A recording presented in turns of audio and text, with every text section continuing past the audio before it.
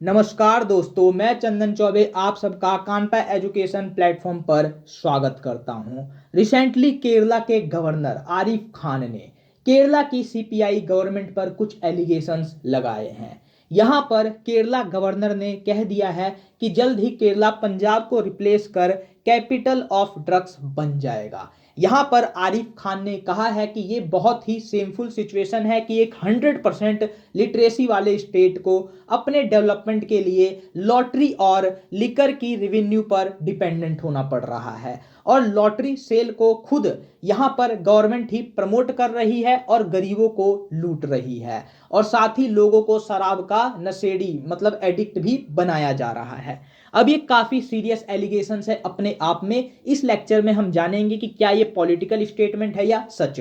पूरा data and statics के साथ आपको ट्रुथ बताऊंगा। साथ में आरिफ खान ने गवर्नमेंट को माइग्रेशन के लिए जिम्मेदार ठहराया है और कहा है कि केरला स्टेट को ब्रिलियंट पीपल्स छोड़कर जा रहे हैं, तो इसकी भी सच्चाई देखेंगे। लेकिन इससे पहले आपको जवाब देना होगा इस क्वेश्चन का। Recently prime minister Narendra Modi launched mission life which is related to A environment, B semiconductor industry, C health and D agriculture. Answer कीजिए कमेंट सेक्शन में। वीडियो के एंड में इस क्वेश्चन का आंसर आपको पता वैसे भी चल ही जाएगा।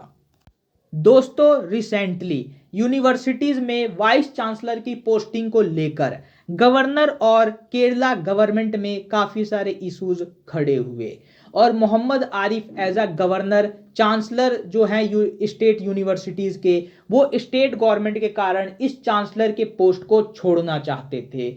बट रिसेंटली सुप्रीम कोर्ट ने ये क्लियर कर दिया है कि गवर्नर ही चांसलर रहेंगे और वाइस चांसलर की पोस्टिंग वही करेंगे, उन्हीं के पास इसकी अथॉरिटी होगी।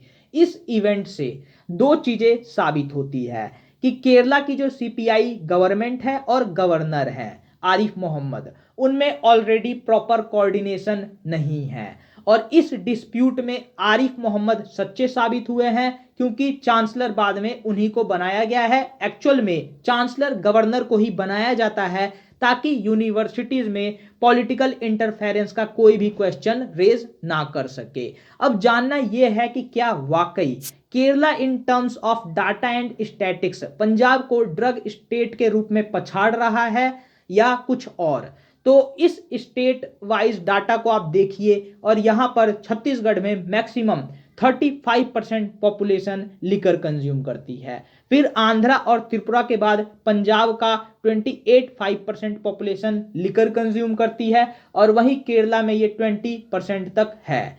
यानी गैप काफी ज्यादा है। बट यहां पर केरला गवर्नमेंट है वो वाकई अल्कोहल और लॉटरीज को प्रमोट कर रही है। इसके लिए कुछ और इंटरेस्टिंग डाटा को देखिए। केरला ने लास्ट 5 ईयर्स में 46,546 करोड़ रुपीस लिकर से कमाए हैं, जो 25.53 करोड़ पर डे हो रहा है और ये तेजी से बढ़ता ही जा रहा है। इसी साल केरला गवर्नमेंट ने रिकॉर्ड रेवेन्यू अर्न किया है 14,505 करोड़ रुपयों का और ये फ्यूचर में फर्दर बूस्ट होने वाला है क्योंकि केरला जो नई लिकर पॉलिसी लेकर आई है उसमें इंफॉर्मेशन टेक्नोलॉजी पार्क्स तक को इंक्लूड कर लिया गया है पब्स और आउटलेट खोलने के लिए। यानी वाकई केरला गवर्नमेंट लिकर पॉलिसी को और ज्यादा लूज बना रही है, लिकर को और बेचना आसान बना रही है अपने राज्य में रेवेन्यू कमाने के लिए।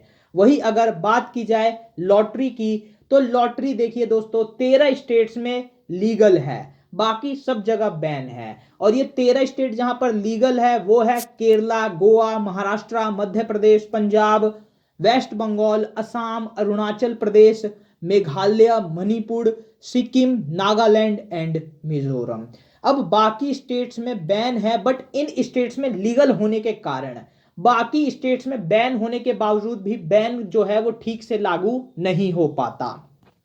बट मैं ये बता दूं कि बाकी सारे स्टेट्स जहां पर लॉटरी लीगल है वहां पर वो स्टेट्स लॉटरी के इतने बड़े बड़े प्रमोटर नहीं है जितना बड़ा केरला है। सिर्फ केरला ने ही 28% लॉटरी पर जो जीएसटी लगनी थी पूरे इंडिया में एक ही टैक्स लगने वाला था उसका विरोध किया था। पिछले 6 सालों में केरला गवर्नमेंट ने 56,000 करोड़ रुपए रेवेन्यू लॉटरी से कलेक्ट किए हैं। यहां पर देखिए दोस्तों, लॉटरी से रेवेन्यू कलेक्ट करना कोई बड़ी प्रॉब्लम नहीं है, बट प्रॉब्लम इससे है कि तरीका कैसा अपनाया जा रहा है। यहां पर देखिए दोस्तों, लॉटरी को रेगुलेट करने के लिए केरला में लॉटरी डायरेक्टोरेट बनाई गई है। इसने 25 करोड़ तक के लॉटरी ऑफर्स निकालने के ऑर्डर दे दिए हैं, 25 करोड़ रुपयों तक। और केरला में गवर्नमेंट ही लॉटरी इशू करती है, कोई प्राइवेट फर्म है ही नहीं, यानी गवर्नमेंट खुद लालच दे रही है कि आइए लॉटरी खरीदिए 25 करोड़ रुपयों का। यानी जितना ज्यादा अमाउंट उतनी ज्यादा लालच, और फिर उसके चक्कर में उतने ही लोग आ जाते हैं, और फिर लोग हजारों लाखों करोड़ रुपए खर्च कर देते हैं इन टिकटों पर। और इससे केरला गवर्नमेंट अपनी जेब बड़ी आसानी से भर पाती है। कोई फेस्टिवल आ जाए, जैसे रिसेंटली ओणम गया था इस साल, और उसके बाद अब दिवाली आ रही है, तो इसमें खुद गवर्नमेंट प्रमोट करने लगती है कि लॉटरी खरीदिए और इसमें इतने के ऑफर हैं। इसके कारण दोस्तों देखिए कि जो बाकी लोग हैं काफी झांसे में आ जाते हैं, और वो अपनी सेविंग्स जो हैं, जो बचाए होते हैं, वो लॉटरी पर खर्च करने लगते हैं, और बाकी इनाम किसी को कुछ मिलता नहीं है इसमें उतना ज्यादा।